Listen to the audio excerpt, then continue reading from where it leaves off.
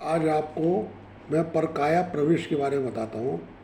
ये एक ऐसी यौगिक क्रिया है, एक ऐसी साधकीय क्रिया है जो बहुत कम लोग कर पाते हैं। इस बारे में मैं आपको एक छोटी सी कहानी सुनाता हूँ, फिर मैं परकाया प्रवेश के बारे में आपको बताऊँगा।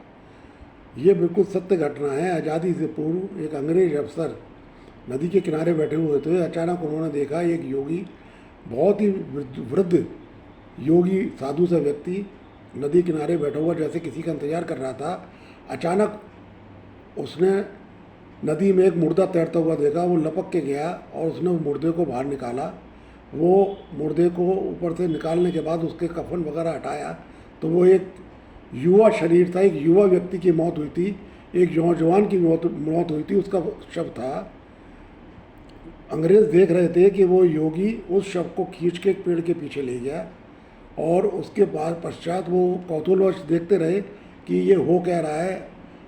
कम से कम 50 मिनट बाद वो जब अंग्रेज अफसर ने देखा कि वो योगी बाहर निकला तो युवा युवक बन चुका था। उसने अपनी आत्मा को उस मृत युवक के शरीर में डाल लिया था। इस प्रकार की प्रक्रिया को परकाया प्रवेश कहते हैं। इसके बाद करने के पश्चात वो आराम से चलता हुआ अपने स्थान की ओर निकल गया।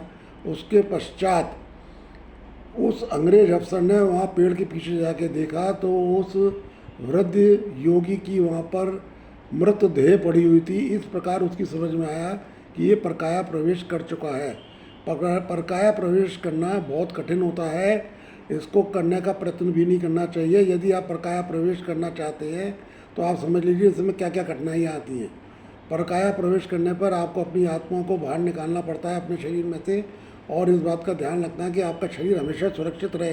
जब तक आपकी आत्मा आपके शरीर में नहीं आती तो शरीर सुरक्षित रहे, ऐसे स्थान पर है जहाँ उसे कोई छू ना सके, ना कोई उसमें किसी तरह का कोई नुकसान पहुंचा सके। इस बात का विशेष रूप से ध्यान रखना होता है। इसके पश्चात क्योंकि आपको पुनः अपनी देह में प्रवेश करना होता है, ऐसी स्थिति में बंद कमरे में परकाया प्रवेश किया जाता है। यानी अपनी आत्मा अपने शरीर को छोड़कर आत्मा बाहर विचरण करने के लिए ब्रह्मांड में चली जाती है।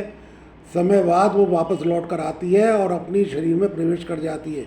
यदि इस बीच में उसके शरीर में किसी भी प्रकार की कोई छेड़छाड़ होती है, किसी तरह की कोई परेशानी होती है, कोई दिक्कत होती है, तो वो दोबारा से आत्मा उस शरीर में प्रवेश नहीं कर सकती है।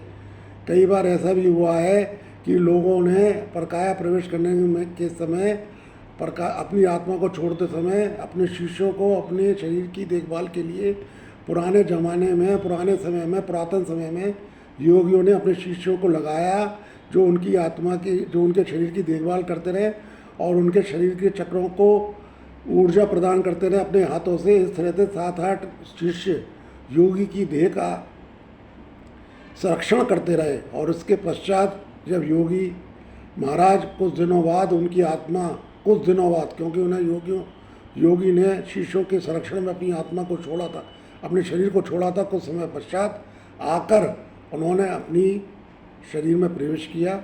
आज के युग में करना बहुत कठिन है, इसलिए इसको करने का विचार भी ना करें। यदि करना चाहते हैं किसी ऐसे योग्य गुरु पुरुष से संपर्क करें जो इस बारे में जानता हो, तभी इसे करने का प्रयास करें, अन्यथा ना करें। जय माता दी।